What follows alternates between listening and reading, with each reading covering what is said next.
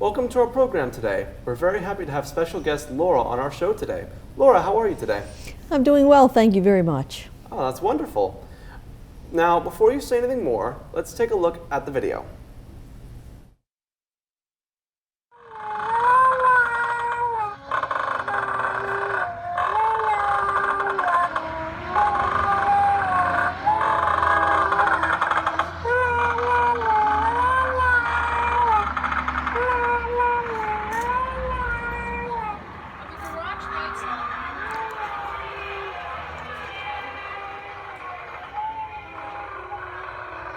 As a kid, Halloween is both scary and exciting.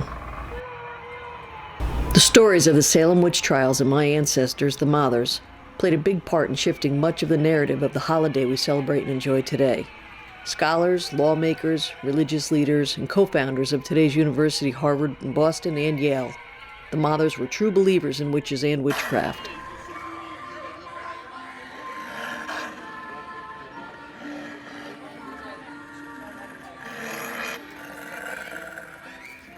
Hello. It is said that the mass hysteria around the Salem witch trials that caused women and children being tried and put to death as criminals for their supernatural powers and practices were largely due to the fascination, study, and writings of increasing Cotton Mather of Massachusetts.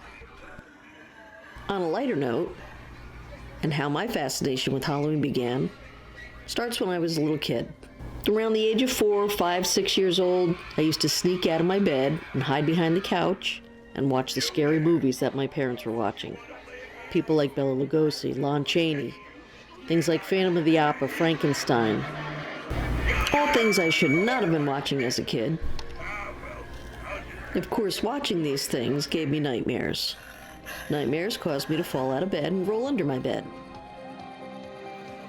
My parents thought it was time that I face my fears. Facing my fears was going to consist of me wearing costumes of the monsters that I was afraid of. The one I think I was scared of the most was the mummy. So, as a kid, I had a mummy costume.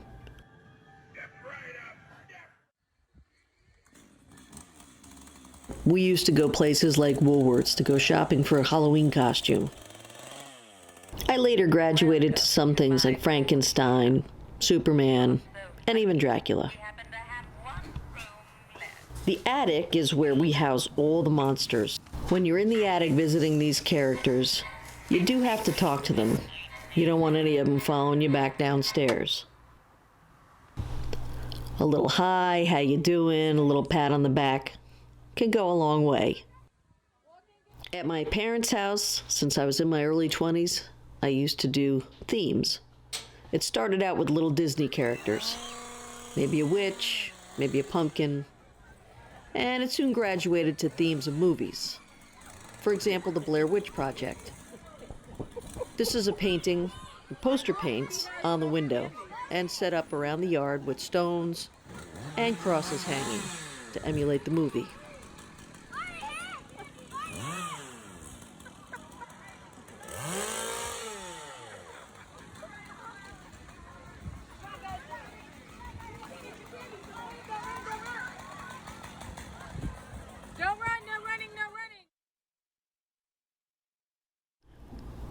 The seamless bat transformation created by Walter Lantz, best known for creating Woody Woodpecker, in the Abbott and Costello Meet Frankenstein with Bela Lugosi, directed by Charles Barton, 1948 Universal's franchise collection, was one of my absolute favorite scenes ever.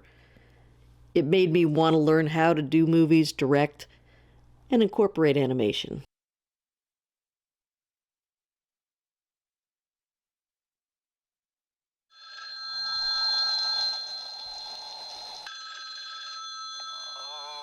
So much of my love of Halloween also came from the psychological genius of Rod Serling and the Twilight Zone series that ran from 1959 to 1964.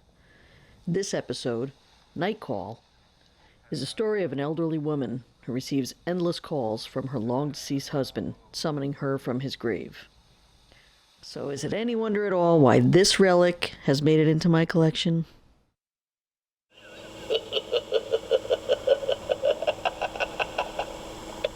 I know who you are.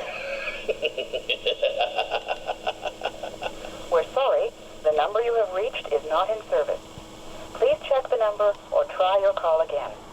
This is a recording.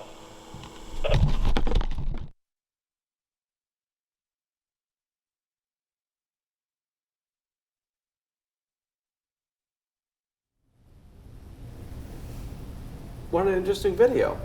So, what got you into decorating so extensively for Halloween? I enjoyed the little kids when they came to the house. It was exciting for them. And when I got older, I visited the Universal Studios in Florida, and they gave me some brand new ideas to try out on some of the adults. So I did. That's pretty awesome.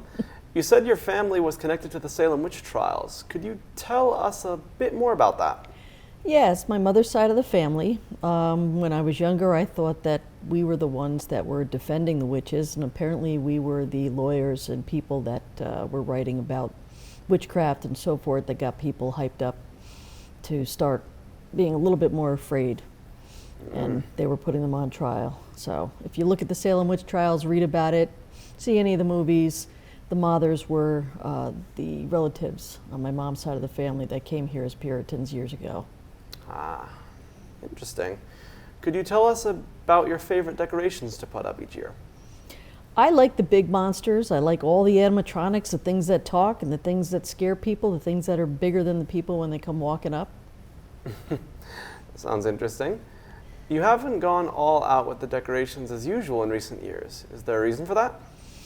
Well, aside from the pandemic, I lost my mom and I lost my dog about 4 years ago, and it was a little bit more of a family thing. So recently I've gotten myself back into it. My friends are into it again, and we're going to go all out for my dad. So I'm gonna give it another big try again this year. Awesome. I hope it goes well. Thank you so much.